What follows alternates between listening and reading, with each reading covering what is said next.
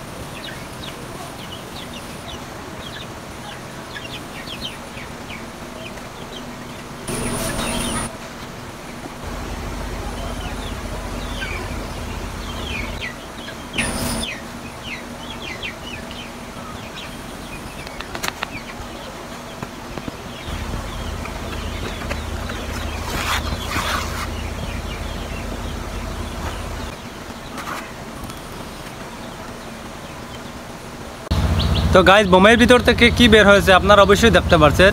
তো এখন এই বোমের ভিতর থেকে যে বারুদগুলি বের হয়েছে সেগুলি সাধারণ তরিকায় জ্বালিয়ে দেখবো যে রিয়াকশনটা কী হয়। তো ভিডিওটি আপনারা দেখতে থাকুন, অবশ্যই দেখতে পারবেন কী হয় পরবর্তীকালে।